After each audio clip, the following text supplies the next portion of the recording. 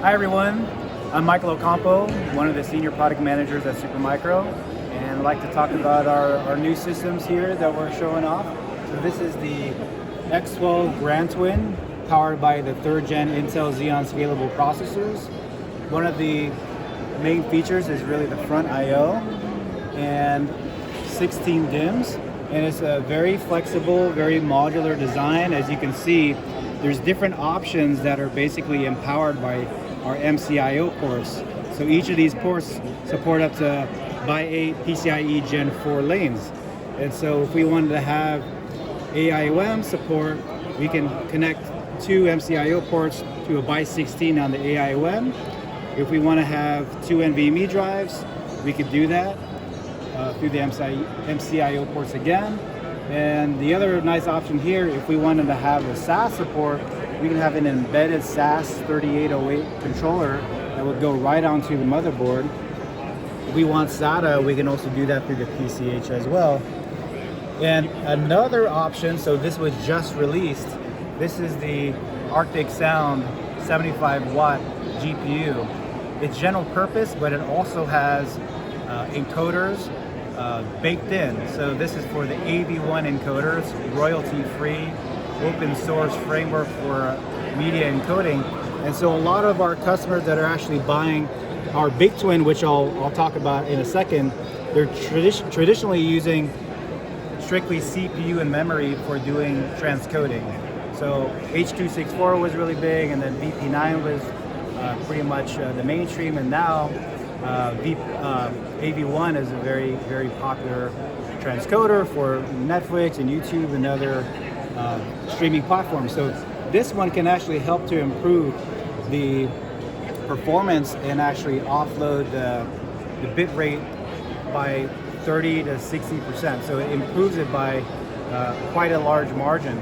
So that's incredibly valuable because, again, the workloads are usually done with CPU memory, and this, even just one, can actually provide a lot of additional support to really scale out streaming services on top of something like Kubernetes to do cloud bursting or doing a hybrid cloud model. Same thing can be applied to our BigTwin. So on the back side here, this is a dual socket setup on our X12 BigTwin. So we released this during the launch event of the 3rd gen Xeon Scalable processors. And so this has been a flagship system. You can see we have the air shroud here to basically support up to 270 watts of power. And we do have liquid cooling support on this system. And so when you have liquid cooling, it does take up one of the slots. So if we are doing transcoding on this system, we can actually do that with CPU and memory, or we can add 2 of these Arctic Sound GPUs, or we can have 1. So it's very flexible to be able to support all these different options. When we first launched the system, it only supported 25 watt on the second PCIe slot and then 75 watt on the first slot.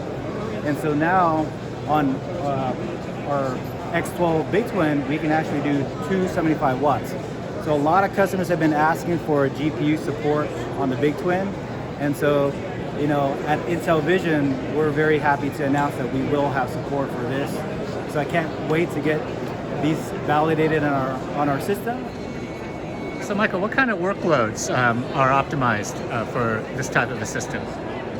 Well, the fact that we have front I/O, we're really trying to position this for the multi-axis edge computing data centers. So not necessarily right next to the RAN, but in the CDN layer, when you're looking for some video that you want to stream, the routing would go to the closest data center in a context of a content delivery network. So this system would be perfect for that because it's very easy to service this node, and you have everything that you need for a streaming service as far as I/O options from 10 to 25, and later on we'll have 100 gigabit.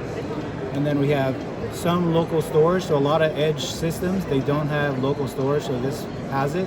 And then you have the ability to have additional I/O options. So we can have a dual 100 gig, or we can go up to 200 gig with the OCP 3.0 small form factor support. And in the mech, you may want to have an additional accelerator for transcoding. So we will have support for Intel ACC 100 by Silicon. Or again, if it's a different workload and it's just video streaming and transcoding, then this card can be actually perfect for that.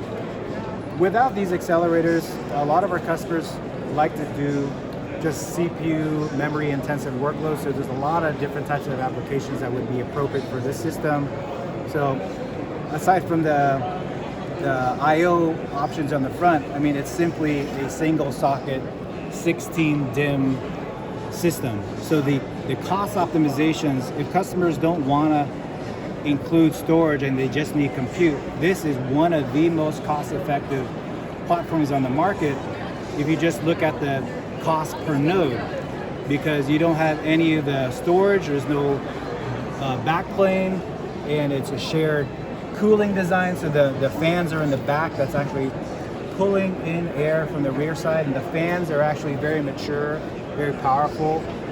We're reusing the fans that we use on our BigTwin, and so very, very reliable fans, spinning at 16.5 k RPM. And then we have redundant power supplies. So by default, they're 2200 watt titanium level power supplies. And we will also have support for DC power. So this is negative 48V DC power. And so we do have telco operators that are looking at this platform to support mech type of use cases. We do have customers also asking for this type of system for EDA, HPC applications that can leverage single socket. So with 16 DIMMs, that's quite a lot of memory. So currently right now we have obviously support for 3rd gen Intel Xeon Scalable processors with 16 DDR4. So with Sapphire Rapids, we're going to offer a tremendous amount of computing power and memory performance, low latency. So we just released our DevOps in a box concept with a BigTwin, and we're going to have another solution brief that we'll release later this month. It's in the final draft, so look for that. And we have a partnership with Redis, so we look forward to sharing that with you. And we're partnered up with Red Hat to put OpenShift on top of these two systems to offer a single socket or dual socket. And we also have a rack mount option too. It's a 3-node cluster based on the X12 Ultra, and that's more of a traditional setup to support OpenShift plus Redis, which is very powerful for content delivery or web hosting or static, dynamic, as well as rich media content. All right?